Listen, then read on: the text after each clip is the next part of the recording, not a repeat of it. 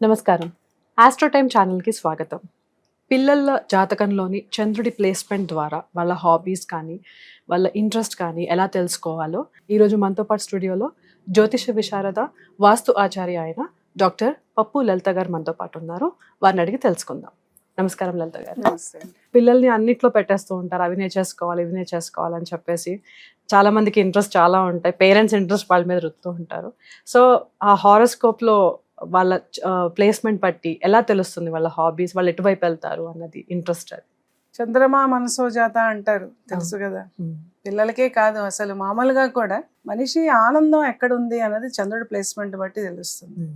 ఇప్పుడు పేరెంట్స్ ఒక డాన్స్ ఏదో నేర్చుకోవాలనుకున్నారు, లేదా ఒక మార్షల్ ఆర్ట్ ఏదో నేర్చుకోవాలనుకున్నారు.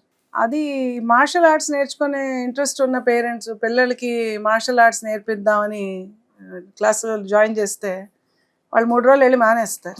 ఇక వాళ్ళ ఆనందం పెయింటింగ్లో ఉంటుంది, ఫర్ ఎగ్జాంపుల్. వాళ్ళ ఆనందం డాన్స్లో ఉంటుంది.